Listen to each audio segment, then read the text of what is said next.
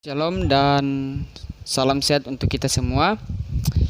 Ya, kembali pada kesempatan kali ini kita akan belajar bersama mengenai dimensi kelima yang terkait dengan dimensi ekologi gereja dalam transformasi menuju administrasi gereja baru.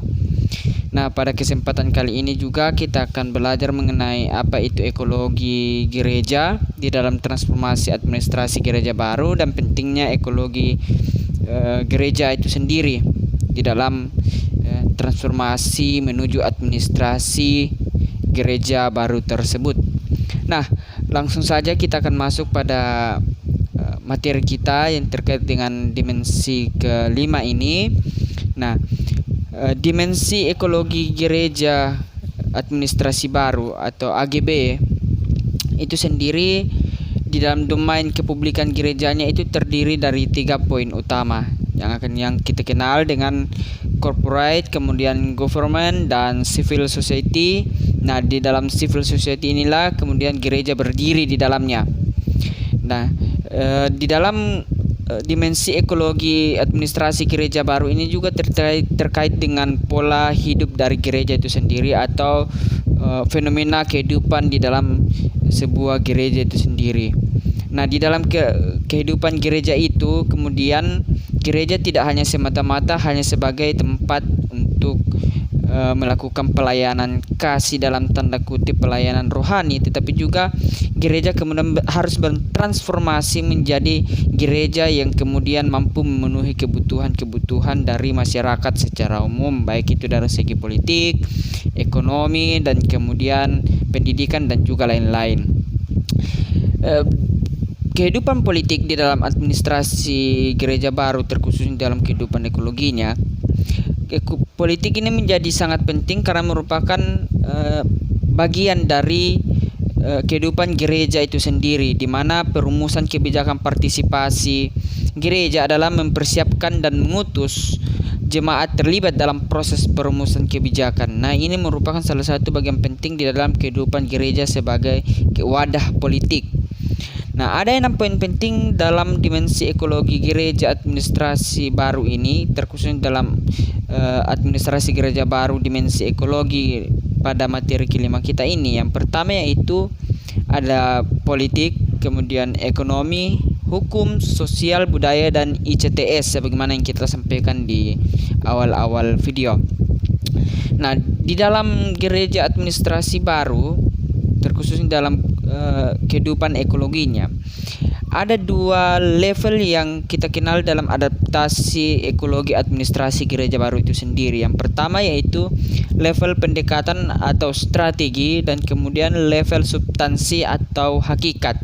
Dari kedua level tersebut kemudian gereja tidak hanya memainkan peran sebagai sebuah organisasi keagamaan semata atau organisasi kerohanian, tetapi namun gereja juga berperan lebih terhadap pembangunan kemanusiaan, terutama dalam pemenuhan kebutuhan kemanusiaan, baik itu dalam bidang ekonomi, kesehatan, politik, sosial, ICTS, hukum, pendidikan, dan lain sebagainya. Nah, ini yang saya sampaikan tadi di awal merupakan salah satu hal penting di dalam kehidupan ekologi administrasi gereja baru itu sendiri. Juga di dalam paradigma ekologi di dalam administrasi gereja baru kita akan mengenal ada 3 bagian utama di dalam paradigma tersebut. Yang pertama yaitu paradigma tertutup atau closed system, kemudian ada paradigma terbuka atau open system, dan paradigma moderat atau moderate system. Nah, juga di dalam kehidupan ekologi gereja ini kemudian gereja akan lebih mampu ketika gereja memahami pola hidupnya, pola kehidupan gereja itu. Kemudian gereja akan mampu mengatur strategi kedepannya yang akan dilakukan oleh gereja dalam rangka terobosan-terobosan atau memenuhi kebutuhan anggota jemaatnya. Nah, di dalam administrasi gereja baru dalam dimensi kelima ini juga yaitu dimensi ekologi, kita akan mengenal ada strategi pewartaan yang dibagi atas 4 bagian. Yang pertama itu gereja berbasis offline atau non internet. Kemudian ada gereja berbasis sharing informasi atau basis website. Yang ketiga ada gereja berbasis percakapan rasional atau bernalar atau melalui media sosial atau daring.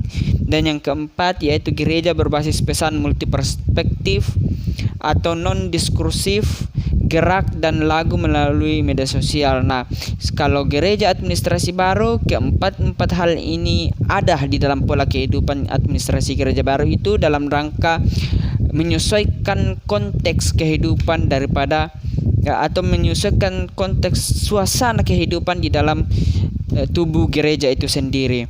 Dan yang terakhir pada akhirnya kita akan masuk kepada sejarah gereja dan pada akhir dari gereja itu sendiri. Nah, mulai dari gereja mula-mula masuk kepada gereja tradisional, gereja digital yang merupakan gereja yang kita bisa rasakan pada saat ini di dalam perkembangan teknologi, dan kemudian gereja akhir zaman.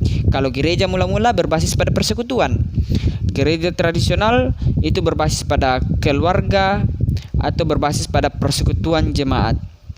Sedangkan gereja digital yaitu berbasis pada persekutuan account, dan keempat yaitu gereja akhir zaman yaitu persekutuan keluarga Allah di sorga.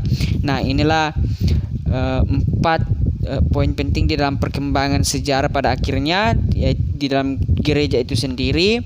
Dan mudah-mudahan dari apa yang kita bahas pada dimensi kelima terkait ekologi gereja ini dapat menjadi berkat dan juga menambah wawasan kita semua mengenai bagian-bagian dari proses transformasi administrasi gereja itu sendiri. Nah, kiranya Tuhan Yesus memberkati kita sekalian. Shalom.